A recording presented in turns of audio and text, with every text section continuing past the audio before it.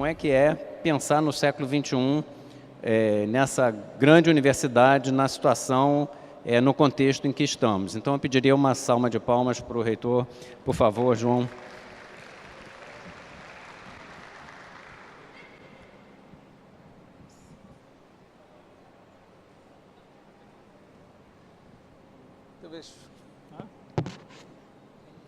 Bem, boa tarde. Rogério estava me dando a chance aqui de falar ou daí de baixo ou daqui de cima. Aqui eu acho que eu vejo vocês melhor e vocês me enxergam também adequadamente. Bem, obrigado, Rogério, pela apresentação, obrigado por estar aqui. E você deu um pouco a chave da minha fala, né? Inadvertidamente, quando você mencionou o desafio da universidade, da UFBA particularmente, eu vou falar da Universidade Federal da Bahia, século XXI, e colocou a palavra antiga. Nesse caso, ao falar dos desafios da universidade pública,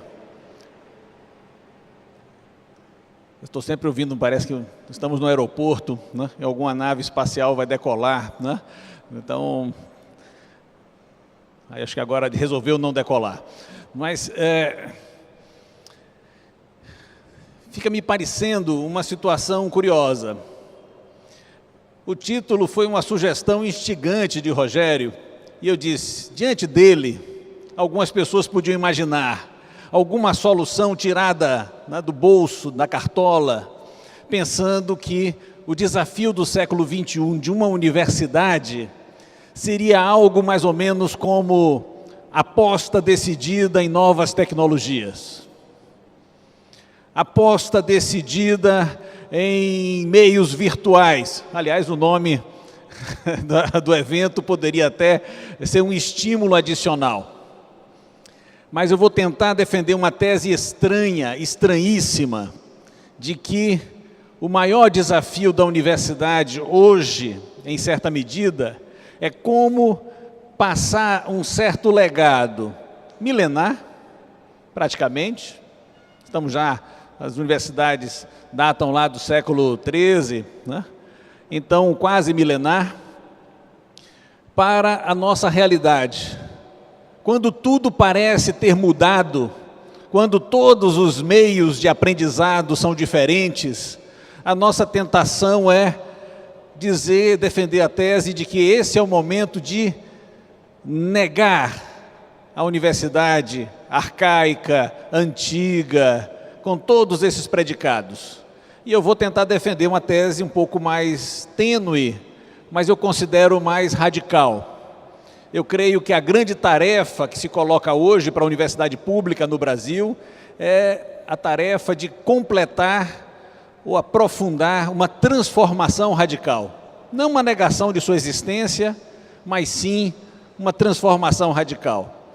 Qual é a situação geral hoje das universidades públicas federais? Eu não vou me atrever a falar das universidades públicas estaduais por pudor e por ignorância, porque eu estaria falando de uma realidade outra, que eu não domino completamente, com a qual não dialogo tão diariamente, poderia estar extrapolando, fazendo generalizações apressadas. Então, compreenda que eu estou falando de universidade pública federal, do sistema federal das universidades, que hoje comporta 63 universidades. Ora, essas 63 universidades hoje, com algumas pequenas exceções, em geral, exceções devidas ao fato de que não são as maiores universidades, as maiores universidades públicas brasileiras hoje enfrentam um sério problema orçamentário. Elas padecem de um grave descompromisso recente, mas agravado muito fortemente, dos governos, do governo federal, com o financiamento do ensino público superior. Então, o que significa isso? Significa que os nossos orçamentos estão subdimensionados. Além de estarem subdimensionados, Esse subdimensionamento se dá no momento em que as universidades faziam um processo de expansão enorme de quadros. Então é como se no meio do salto nós descobríssemos que retiraram as proteções ou que o nosso paraquedas não funciona muito bem. Ou seja, nós fomos lançados num processo de expansão. Algumas universidades duplicaram ou mais que duplicaram o número de vagas, os cursos. Para isso, lançaram-se algumas delas em muitas construções novas.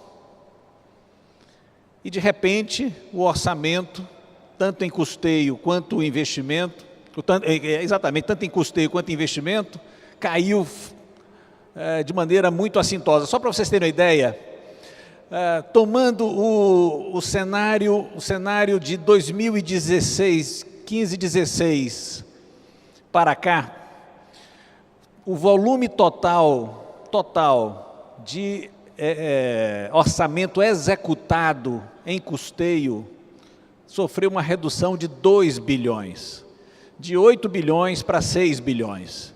E o orçamento total de investimento, capital, aquilo que você faz obras, compra equipamentos, material permanente, também caiu 2 bilhões, de 3 bilhões para 1 bilhão. Isso no sistema das universidades federais.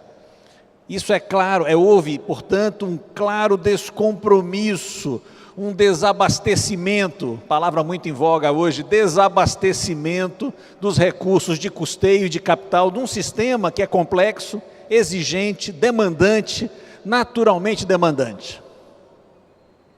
Isso gerou, em muitas universidades, grande instabilidade política. Nós temos na UFBA a celebrar o fato de que nós não tivemos nenhuma desestabilidade desse tipo. Ao contrário, a UFBA vai bem, a Universidade Federal da Bahia soube reagir nesses últimos anos com grande mobilização, digamos assim, mobilização em meio à adversidade. A Universidade Federal da Bahia não abaixou a cabeça, se tornou um lugar importante de resistência, de crítica, de coesão. Então nós estamos vivendo uma situação extremamente paradoxal. A universidade está com sérios problemas orçamentários, não só a UFBA, mas a UFBA está bem nesse cenário, o que nos permite pensar um pouco qual é o nosso futuro, como é que nós vamos enfrentar esses nossos desafios.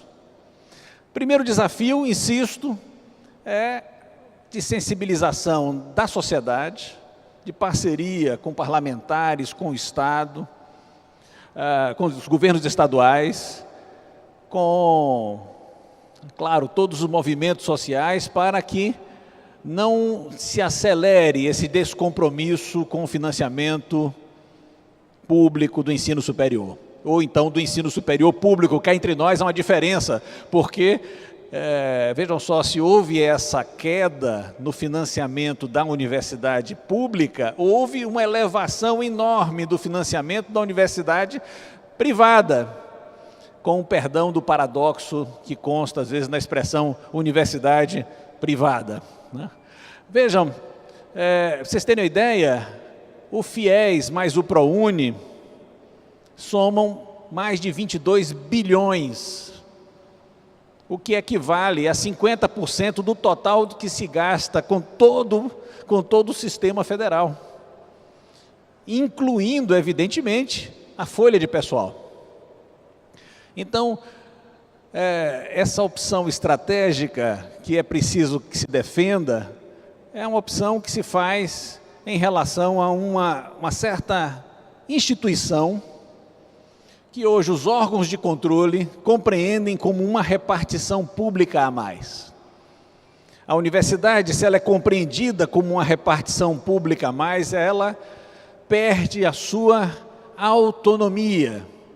Essa ideia de que ela teria uma capacidade interna de se autodeterminar, de decidir sua vontade, de agir com responsabilidade segundo suas decisões, de ser cobrada por isso pela comunidade científica, pela sociedade, de ser cobrada nas pessoas que nós formamos. Então nós temos uma situação curiosa, que, de certa forma, essa é a tese que eu quero defender. A universidade essa instituição não só perdeu o orçamento, a universidade, mais grave do que ter perdido o orçamento, ela teve quebrada a sua aura, a sua sacralidade. Vou lembrar um episódio, todos devem conhecer, a Universidade do Brasil, hoje é o FRJ, teve como reitor, ali no início da ditadura militar, Pedro Calmon, baiano. E Pedro Calmon, uma vez que a polícia militar queria invadir a universidade, vocês devem conhecer essa história, né? Ele disse, esses breguelhos da tropa militar, aqui não entram, aqui só com vestibular. Vocês devem conhecer essa história, porque é uma história de heroísmo, de enfrentar a polícia, mas essa história lembra uma universidade que naquele tempo, veja uma frase de Pedro Calmon, sem lhe tirar o heroísmo, sem lhe tirar a coragem, ela tem um laivo de elitismo. Ela lembra um pouco mais ou menos, olha, aqui dentro da universidade só entram os filhos das elites, e esses policiais militares não são filhos da elite, não vão entrar aqui só com vestibular, só quem é preparado. Hoje, a universidade perdeu muito dessa autonomia, porque ela é o tempo inteiro submetida a pressões externas, vigiada, e muitas vezes até tivemos episódios de reitores conduzidos coercitivamente. Lembrar um caso, vocês sabem, o caso do reitor da Universidade Federal de Minas Gerais, não quero nem lembrar o caso do reitor Cancelier, cujo abatimento, a depressão que se seguiu a uma injusta prisão e as humilhações que passou, levou à morte. Mas se eu lembrar o caso simplesmente do reitor da Federal de Minas Gerais, o reitor Jaime Ramírez, eu me permito contar para vocês uma historinha, que é mais ou menos a seguinte, não sei se vocês sabem, Jaime Ramírez foi conduzido coercitivamente, e o detalhe é o seguinte, ele estava separado da mulher, acontece, até reitor separa, acontece, mas ele estava separado. A Polícia Federal chegou cedo na casa, antiga casa dele. A ex-esposa ligou para ele perguntando, olha, a polícia está aqui, eu posso lhe dar seu endereço novo? Ele disse, claro. Sabendo que a polícia ia conduzi-lo, ele foi tomar banho. A polícia chegou mais rápido do que ele esperava e ficou batendo fortemente na porta. Ele saiu correndo, enrolado na toalha. A polícia zangada queria levá-lo de toalha e algemado. Vejam, isso para mim mostra o extremo oposto daquela situação de um Pedro Calmon dizendo, olha, aqui na universidade não se entra. Houve uma quebra da aura, da sacralidade da universidade. E aí nós temos o seguinte desafio. Nós não queremos retornar àquela universidade dos tempos de Pedro Calmon, uma universidade acostumada somente a servir as elites. Nós queremos avançar um pouco, recuperar a aura, e é essa a questão fundamental, recuperar a aura da universidade nesse tempo novo, no qual nós precisamos fazer com que essa aura esteja banhada desse enegrecimento da universidade pública, desse combate interno às várias formas de autoritarismo, de exclusão que nós convivemos no espaço da universidade. Então eu diria que nós temos hoje uma grande tarefa na universidade para ali recuperar a aura. A primeira é completar esse processo de verdadeira inclusão. É o maior desafio. Quando a gente fala, precisamos recuperar o orçamento, nós precisamos ter garantias de que aquela população que está hoje na universidade tenha acesso direto aos melhores meios de boa formação, de tal sorte que possa, no espaço da universidade, fazer superar algumas deficiências de formação e de encontrar na universidade aquele tecido pelo qual se pode formar o melhor possível a cidadania. O que é que eu falei até agora? Só para lembrar um pouco, alô, eu estou falando da aura da universidade, eu estou dizendo os desafios que o sistema público federal enfrenta, eu estou mencionando em grande parte as dificuldades orçamentárias e dizendo que eu quero defender uma universidade pública e tal. Aí algumas pessoas poderiam imaginar, ele está com uma visão idílica da universidade. Porque se há ameaças à aura da universidade, aí poderia imaginar, vocês poderiam imaginar que eu estou dizendo que essas ameaças são externas. O sistema U, TCU, CGU, a polícia, o Ministério Público, o governo, a falta de financiamento, a situação econômica, a greve dos caminhoneiros. E poderia imaginar que todo o processo de ameaça à universidade é externo. Aí eu tenho que dizer que se fosse somente isso, nós estaríamos bem. O problema é que a universidade, para recuperar sua aura, ela precisa enfrentar ameaças internas à autonomia, ao exercício da maturidade, à boa formação. Quais são as ameaças internas?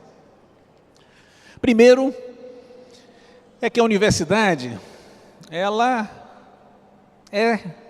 vamos tentar fazer uma descrição mais dura sobre a universidade. Talvez isso ocorra na universidade de vocês também, não só na UFBA, eu estou falando do que eu vejo nas universidades públicas federais. A universidade é um lugar da mera reprodução. Reprodução de saberes produzidos fora, com técnicas ultrapassadas, com os mesmos recursos de 20, 30 anos atrás, digamos, sem nenhum esforço nessa reprodução que envolva verdadeiro pensamento. É como se a aula com hora marcada, já sem brilho, não se diferenciasse, então, de outras formas de formação que tornariam a universidade um mero ensino de terceiro grau. A universidade é também o lugar não só da reprodução dos saberes, mas da reprodução de privilégios.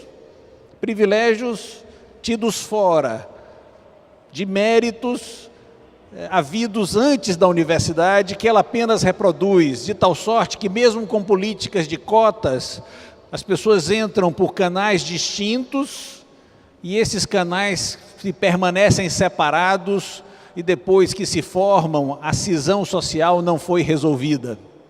Então, nesse sentido, a universidade pode ser um lugar de reprodução de privilégios e não de ampliação de direitos. Além disso, aqueles que conhecem a vida universitária sabem que a universidade é o lugar de competição. Acreditem, competição por recursos, por poder, por prestígio. A história antiga conta que o professor universitário é a melhor invenção já feita. Deus, no momento de inspiração, criou esse ser perfeito, maravilhoso e feliz, que é o professor universitário. Ele trabalha, ele tem a liberdade de cátedra, ele ensina, trabalha no que gosta, ensina o que quer, falta aula, ninguém reclama, não tem chefe. E o diabo, para se vingar, criou o colega de departamento. Essa situação nós conhecemos um pouco, que fazem com que a universidade, vejam só, ela não é um paraíso. A universidade, ela pode ser, nós devemos reconhecer, e é fundamental, se não fizermos esse diagnóstico com a devida profundidade, a gente não sabe que desafio a gente vai enfrentar. Estou dizendo, a universidade padece ausência de recursos, é ameaçada, etc., mas ela conserva dentro dela mecanismos de reprodução, de reiteração de privilégios, de competição, que a tornam um ambiente não tão transformador a ponto de merecer esse elogio e essa devoção que eu estou tentando expressar. Mas, felizmente, a universidade não é só isso.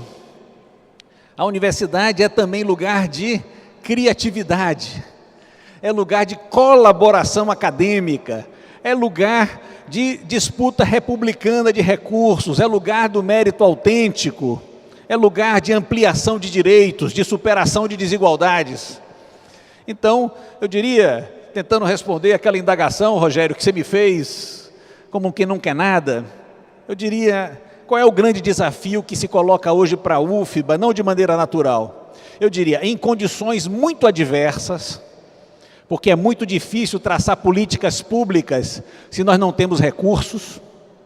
Em condições muito adversas, nós temos hoje o desafio de escolher uma universidade em que a colaboração preceda a competição, em que a ampliação de direitos seja superior à mera reprodução de direitos adquiridos a lures, em que a inovação tenha lugar.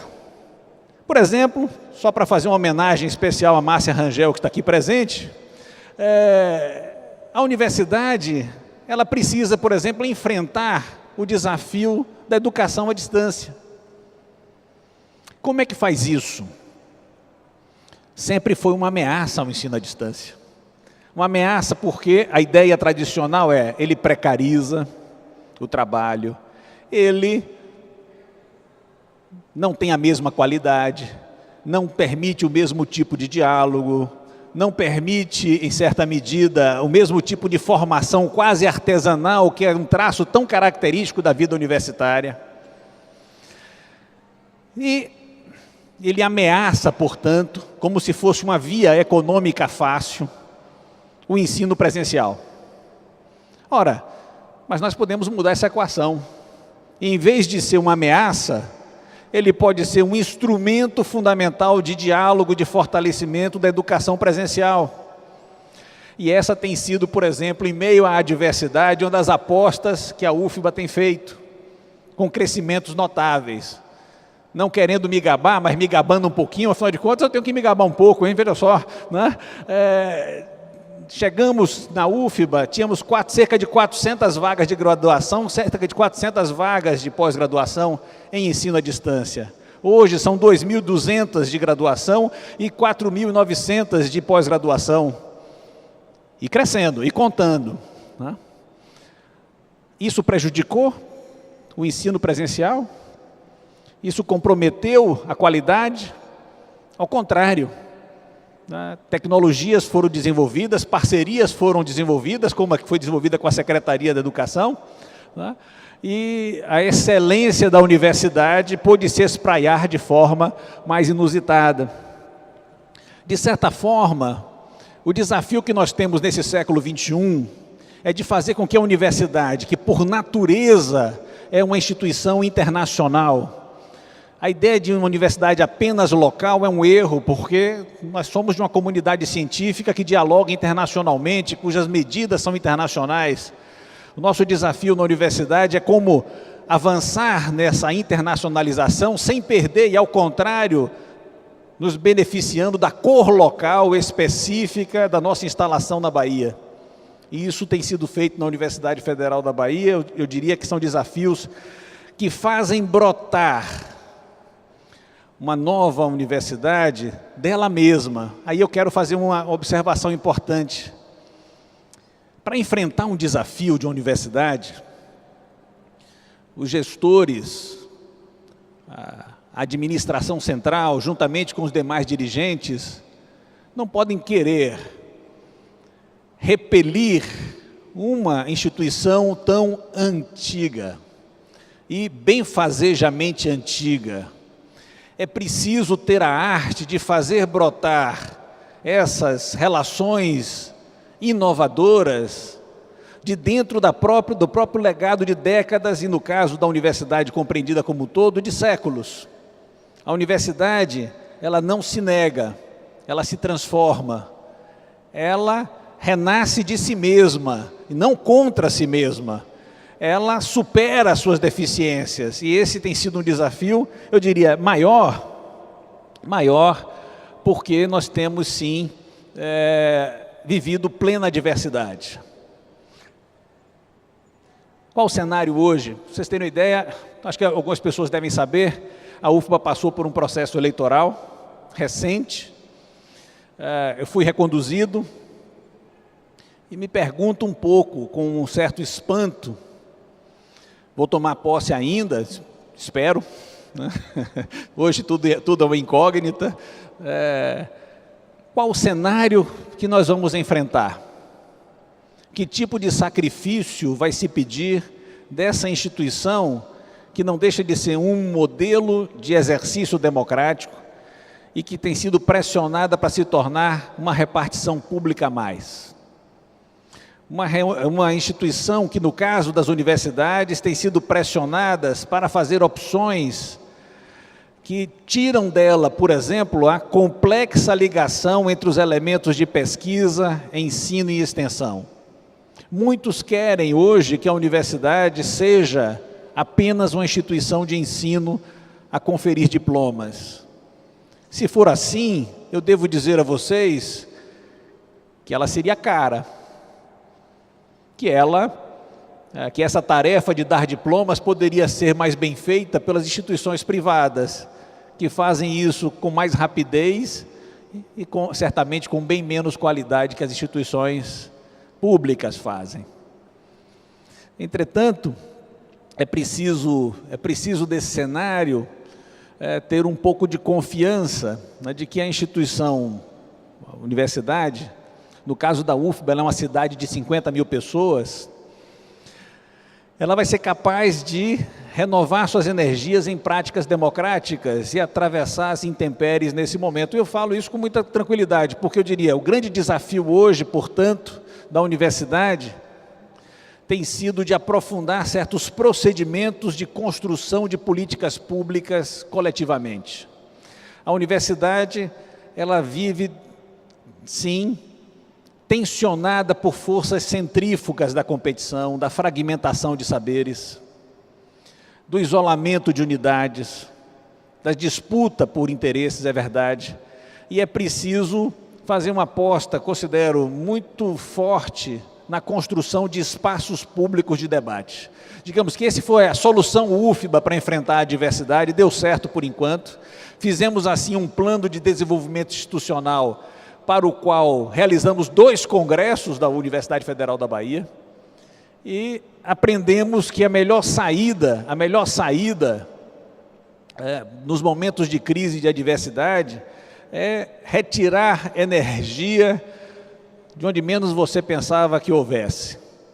Eu diria então, né, que nós temos a tarefa, sintetizando para abrir para alguma questão, né, a tarefa de recuperar a aura da universidade, percebendo que a fonte possível de nossa sacralidade é competência acadêmica, sim, mas uma competência instalada em interesses sociais bem relevantes.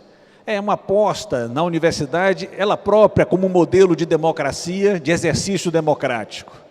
E dizer que alguns passos não podem ser dados, ou seja, não podemos recuar em certas políticas, como políticas de ações afirmativas, assim como não recuaremos na implementação de novos recursos tecnológicos.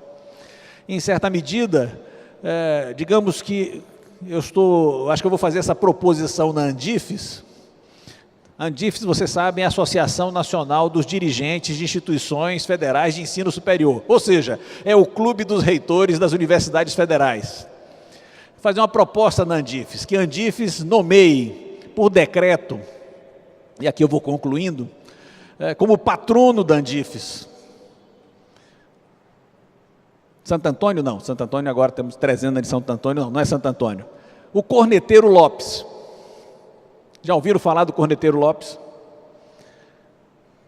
Importante. O Corneteiro Lopes é o patrono necessário dos momentos difíceis, o santo protetor das causas quase perdidas. O Corneteiro Lopes, na Batalha de Pirajá, quando nossas tropas estavam em minoria e sendo derrotadas, um certo comandante Barros ordenou para o Corneteiro Lopes que tocasse recuar.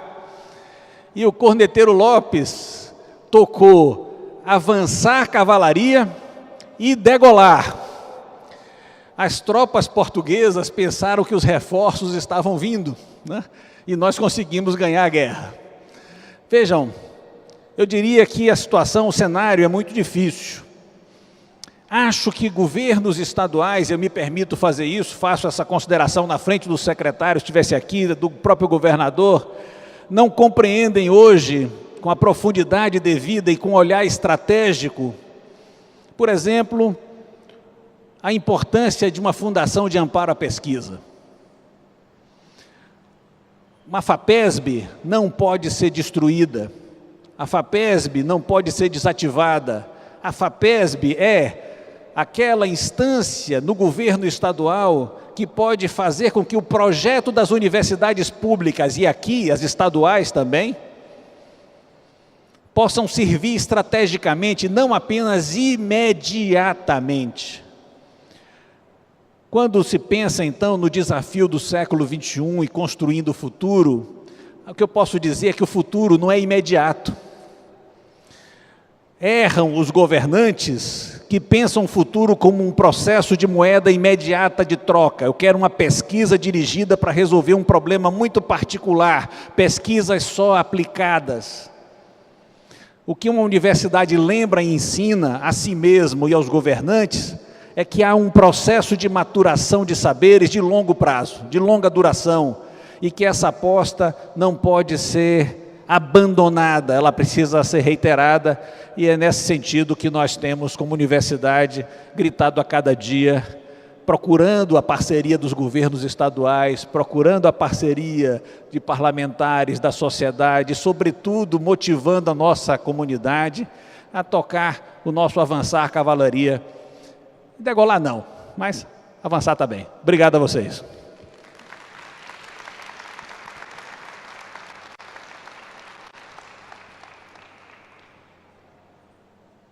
Obrigado. Eu acho que nós temos mais alguns microfones aí, mas queremos abrir aí para pergunta da plateia. Tem mais um microfone aqui, e aí eu devolvo a do reitor. Quem gostaria de se manifestar? Ninguém quer propor aqui que a cavalaria avance e degole?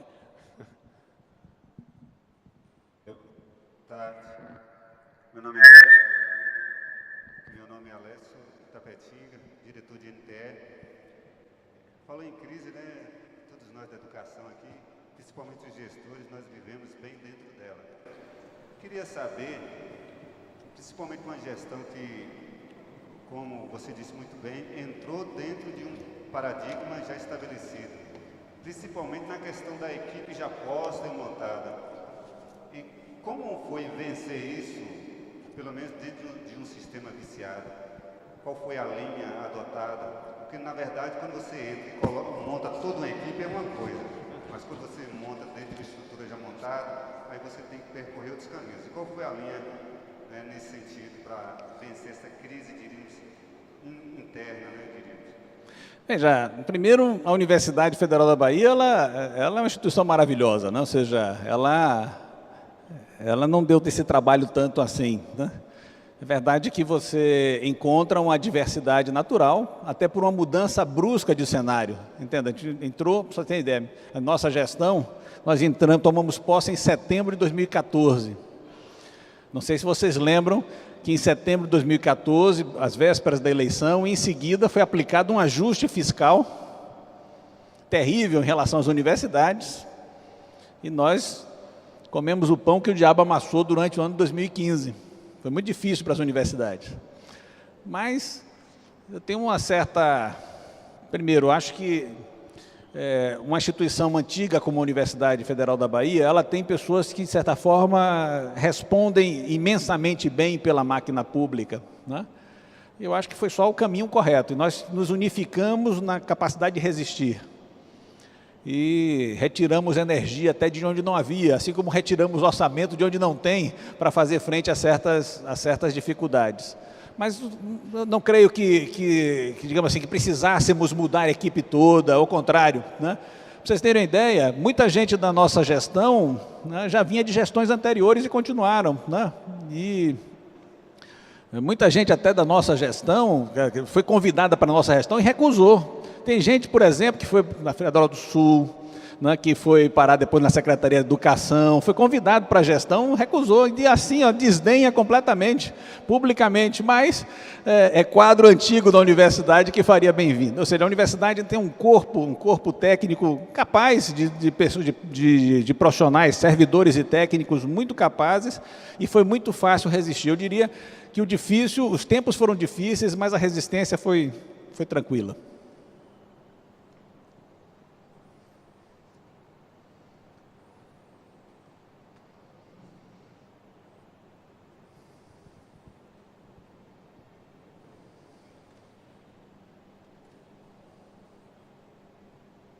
Boa tarde a todos.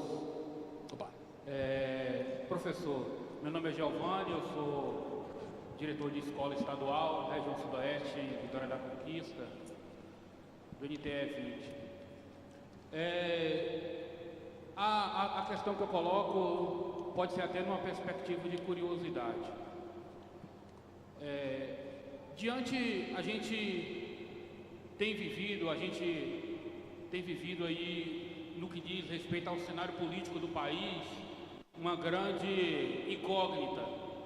Essa é a grande verdade no cenário político do país.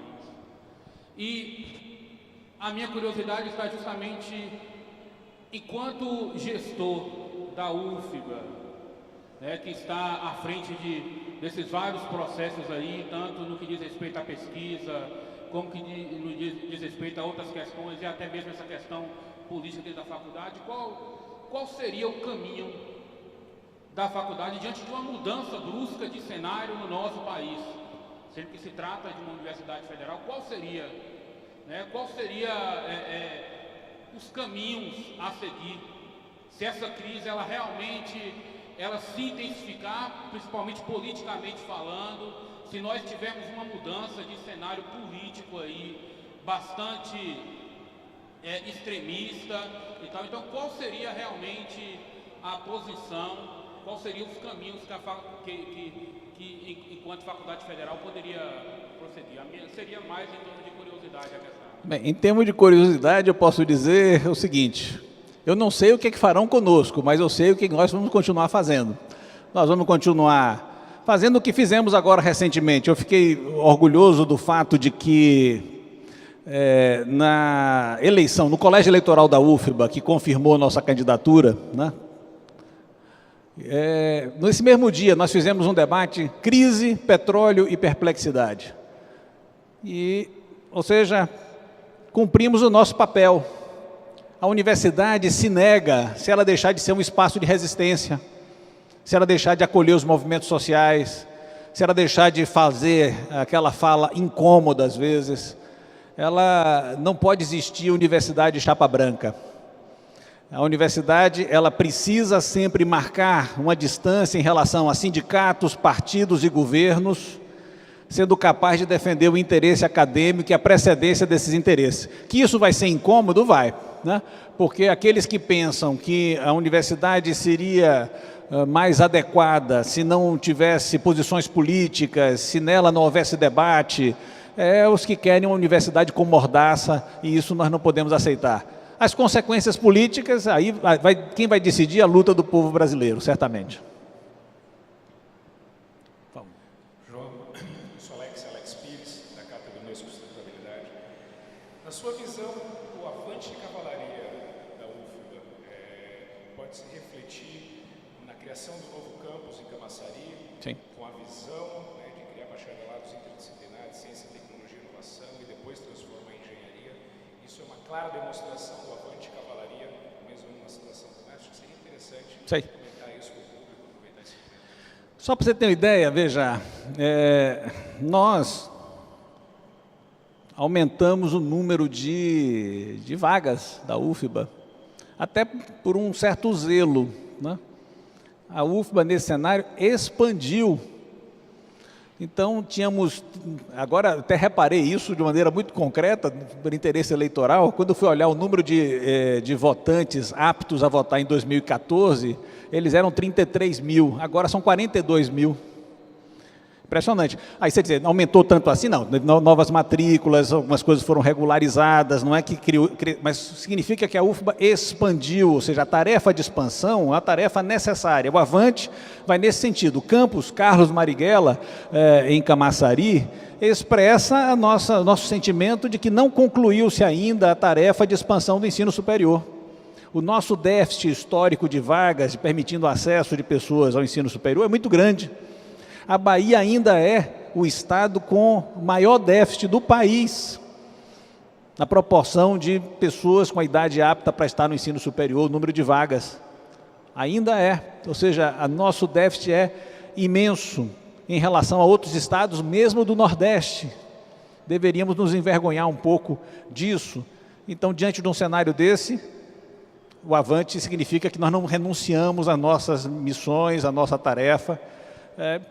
Isso não quer dizer irresponsabilidade, né? Por exemplo, nós conseguimos, nesse processo, melhorar nossos índices todos, índices de avaliação dos cursos de graduação, todos melhoraram na nossa gestão, todos os cursos visitados pelo INEP se elevaram para 4, 5, na maioria das vezes, né? Então, nosso deslocamento, nossa avaliação dos cursos foi muito boa, da pós-graduação muito boa, ou seja, avançar não significa ser irresponsável, ao contrário, é saber proporcionar a gestão dos recursos públicos a objetivos mais precisos.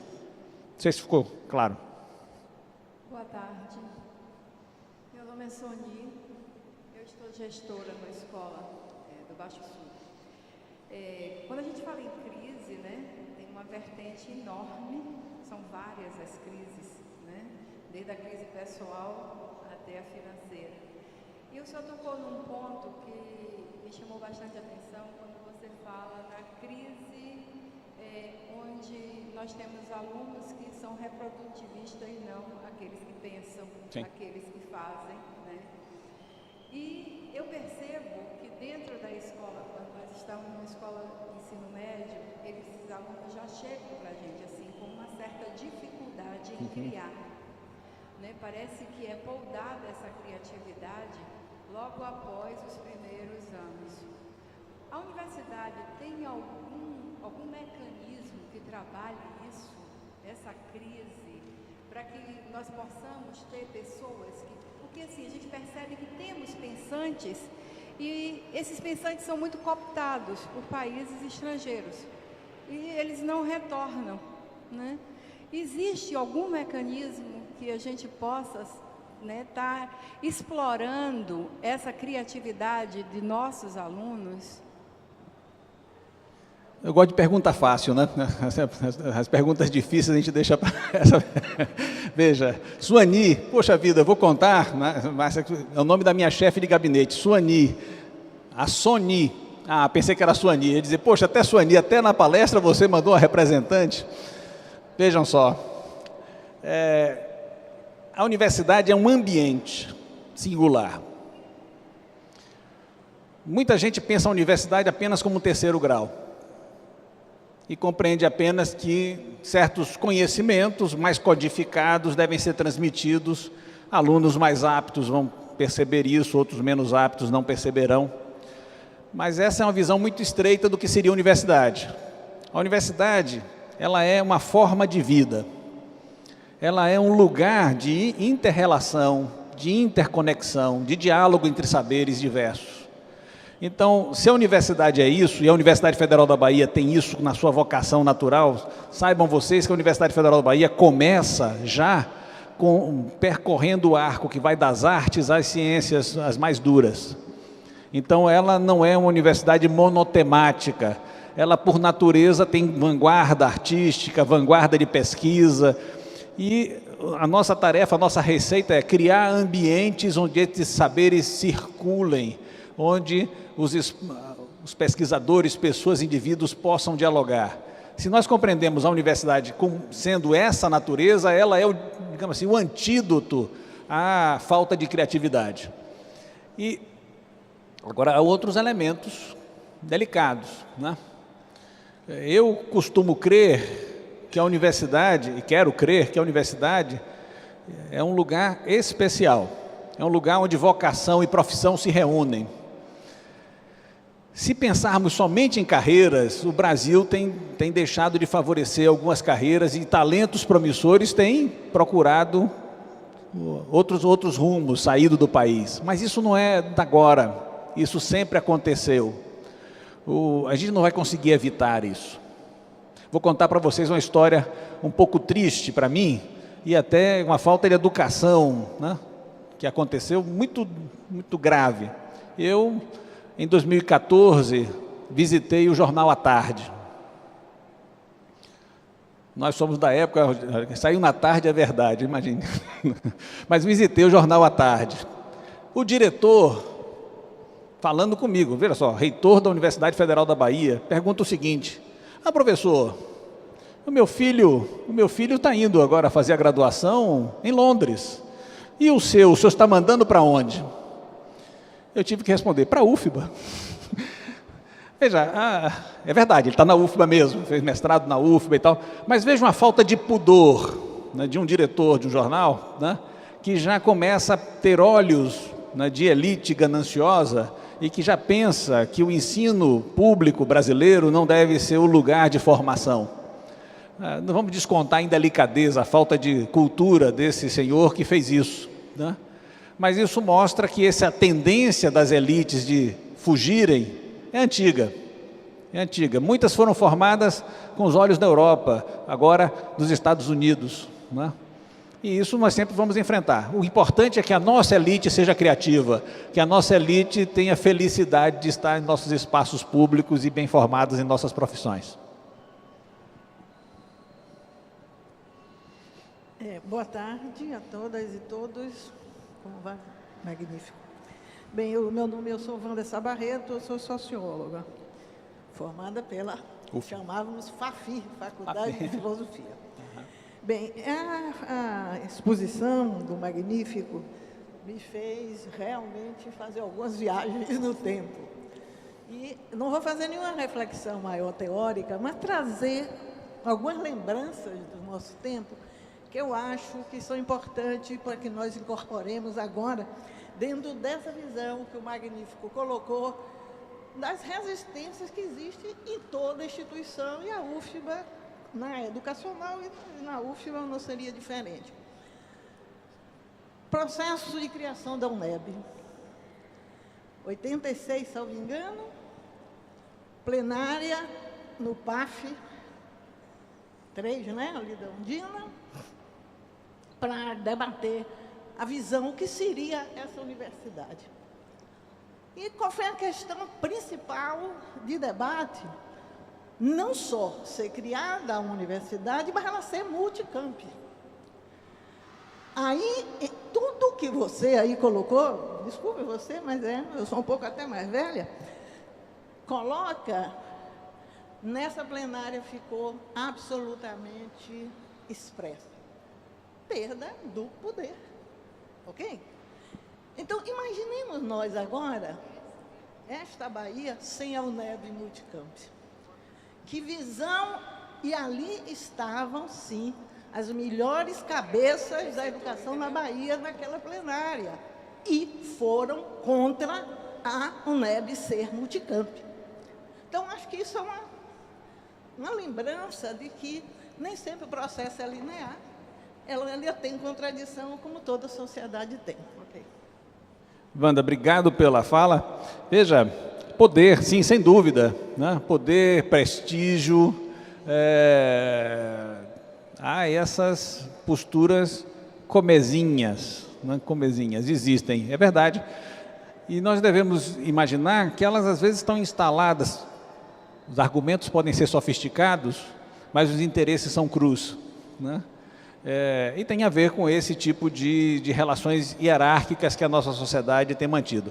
Posso dizer que a UFBA tem contribuído recentemente para a expansão do ensino público, ela tem sido uma sementeira de novas universidades, é o caso da UFOB, é o caso da Federal do Sul, é o caso da Federal do Recôncavo. Agora mesmo nós estamos lutando para que o nosso campus de Conquista se torne uma universidade independente. E estamos brigando para que o campus Carlos Marighella, uma vez avançado, possa se tornar a Universidade Federal de Camaçari, né? Ou seja, não há por que ter ciúme. Mas a generosidade é uma virtude acadêmica, né? Ou seja, começa na capacidade que você tem de acolher o argumento do outro, em primeiro lugar. E segundo, conceder ao outro o direito de divergir plenamente. E isso é muito importante.